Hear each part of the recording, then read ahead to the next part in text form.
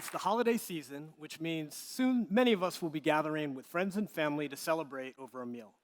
And I love good food, so it's my absolute favorite time of the year. And we have so much to be thankful for. Yet the abundance we enjoy is not equally experienced by everyone. In fact, our food system is failing to meet the needs of the most vulnerable people in our communities.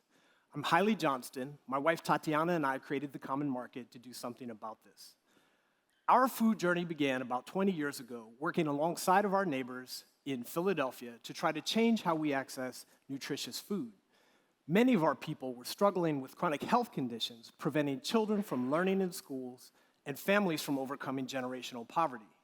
You see, we all wanted good food, but for some reason it wasn't finding its way to us. So we decided that we were going to take greater control or sovereignty over the quality of food that reaches communities like ours. And the crazy thing is, we live in a region with a fairly rich agricultural history. Within about a 2-hour drive of Philadelphia, you can still find the family farm that's producing almost everything on your holiday menu, from pastured animals to collards and kale, sweet potatoes, green beans, even heirloom apples and turkeys.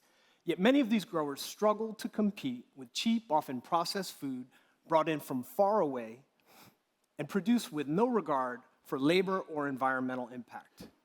Many of these farmers have no choice but to give up the family farm. Their communities are struggling, and we wanted to find a solution.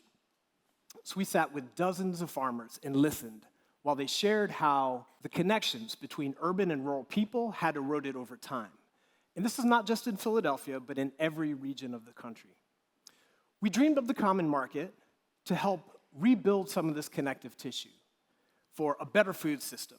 Think of us as your distribution partner, bringing the highest quality food to the communities that need it most, while sourcing from sustainable family farms in our local geographies.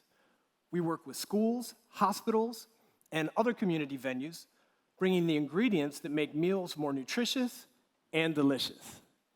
And it's working.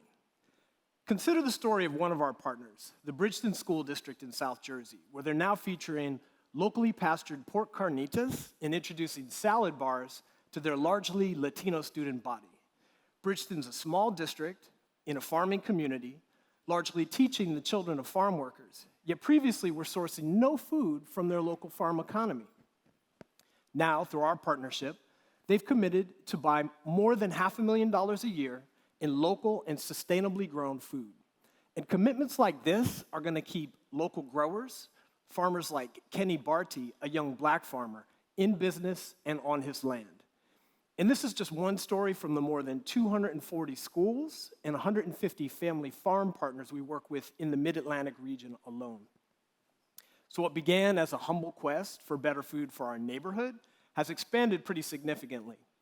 From our Philly hub, we're now serving communities from New York to Washington, D.C. And we've built regional hubs in Atlanta, Houston, and Chicago, Illinois. And from there, we're working across 15 states that comprise nearly a third of the US population. We've invested more than $250 million back into these communities, supporting urban and rural partners while expanding access to good food. And there's so much more to do. Perhaps California's next. The good news is we all can get involved. So while you're planning your meal this holiday season, I want you to consider the potential impacts of your food choices. Remember that when you align your values with your actions, you really can make a difference. And good food can help bring about the healing our nation desperately needs right now. I want to thank you all for being on this journey with us.